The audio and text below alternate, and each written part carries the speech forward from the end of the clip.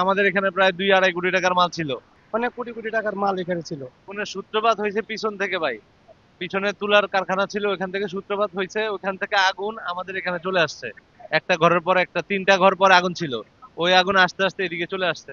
এদিকে চলে আসে। আমাদের এখানে প্রায় 2-2.5 কোটি টাকার মাল ছিল।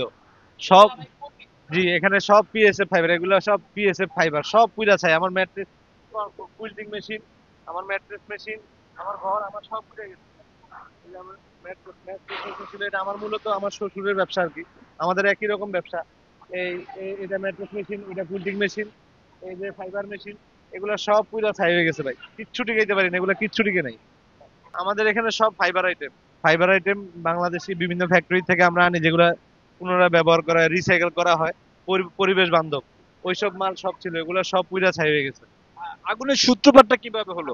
সূত্রপাত ওই পাশে চায়নাদের তুলার ফ্যাক্টরি আছে, আমরা ওদেরকে ওই চায়না নামেই জানি আর কি। ওই পাশে ওদের তুলার গোডাউন, মূলত ওরা ওই যে সুতার টেক্সটাইলে তুলা করে। ওই পাশের থেকে আগুন সূত্রপাত হয়েছে, এই আগুন আস্তে আস্তে এদিকে আস্তে আস্তে বাইরে চলে আসছে আমার এই পর্যন্ত। আগুন লাগার পরে ফায়ার সার্ভিস কত সময় পরে আসছে? তুলার আগুন যেখানে লাগে, এখানে ফায়ার সার্ভিস হাজারো চেষ্টা করলে কিছু করতে পারে না, এটা আমরা জানি, আমরা ছোট থেকেই দেখে আসছি। কিন্তু ফায়ার সার্ভিস সর্বাত্মক চেষ্টা করছে, আগুন নিয়ন্ত্রণে আনছে, কিন্তু এখান থেকে কিছু বাঁচানোর মতো কিছু নাই, সব শেষ। মনে করেন বেল এডি বিভিন্ন জাত কইরা হেরে, তারপর বিভিন্ন ডিস্ট্রিক্টে পাঠায়, বিভিন্ন দেশে পাঠায়। অনেক তুলা আছে, অনেক কোটি কোটি টিয়ার মাল এই জায়গায় মনে করেন প্রচুর মাল আছিল।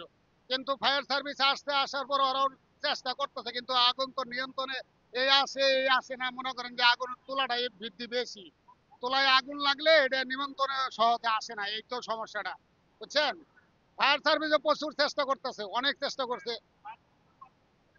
ফায়ার সার্ভিসের মনে করেন 7টা না 8টা ইউনিট আছে, আরো আস্তে আস্তে মনে করেন ফায়ার সার্ভিসেরও অনেক চেষ্টা করছে। এটা মানে ফায়ার সার্ভিসের লোকেদের দুইশো কোনো লাভ নাই। আমরা সহযোগিতা পাইপ দিয়ে পানি এনে দিছি, গাড়ি লয়ে গেছি, সাইড করে দিছি, এনে কোনো সমস্যা হয় নাই। বলা যায় আলহামদুলিল্লাহ ভালোই। এখন দোকানটা হচ্ছে আসলে আমাদের বন্ধু, এই জন্য দেখা গেছে যে সবাই যত তাড়াতাড়ি সম্ভব আমরা এখানে আসছি, যতটুকু যতটুকু করা যায় আমরা ততটুকু সাহায্য করার চেষ্টা করতেছি। এখন সবাই সবার নিজের দায়িত্ব থেকে যতটুকু পারার চেষ্টা করতেছে। দেখা গেছে যে তুলা তো সব জায়গাতেই, তো দেখা যাচ্ছে যে কম বেশি মানে হুটহাট দেখা যাচ্ছে যে আগুন আগুন আসতেছে।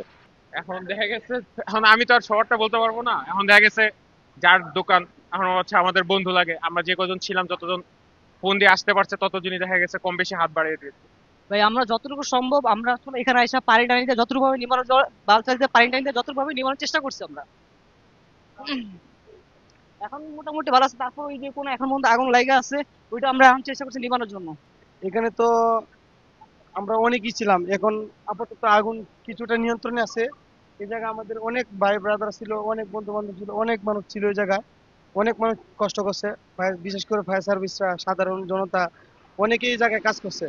কিন্তু কোনো কিছু বাঁচাইতে পারে নাই। এখানে প্রায় অনেক টাকার মাল, কোটি কোটি টাকার মাল নষ্ট হয়ে গেছে, একটা মালও বার করতে পারে নাই। পরশু দিন মাল ঢুকছে এই বড় কভার দিয়া, কিন্তু একটা মাল মানে এখান থেকে বার করা সম্ভব হয়েছে না। সব মাল পুড়ে ছারখার হয়ে গেছে। অনেক কোটি কোটি টাকার মাল এখানে ছিল, সবগুলা পুড়ে গেছে। ক্ষতির পরিমাণ তো সঠিক আমরা বলতে পারবো না, এটা তদন্ত হবে, তদন্তের পর বলা যাবে আর কি। আগুনের সূত্রপাত সম্পর্কে কি জেনেছেন? আগুনের সূত্রপাত সম্পর্কে জানা গেছে যেখানে তুলার গোডাউন থেকে আগুনটা লাগছে আর কি। আর কত সময়ের ভিতরে এই আগুন নিয়ন্ত্রণ করতে? আগুন তো অলরেডি নিভে গেছে, এখন একটু আপনার যেগুলো আপনার ধোঁয়াগুলো আছে সেগুলো নিয়ন্ত্রণ করা হচ্ছে আর কি। আগুনটা লেগেছে প্রায় 12টার পরের কথা। ফায়ার সার্ভিস পৌঁছাতে কতটুকু সময় লেগেছে? ফায়ার সার্ভিস বলতে কতক্ষণ লাগছে কি এটা সঠিক আমি বলতে পারি না। আমি আসছি আপনার এখানে 2টা বাজে।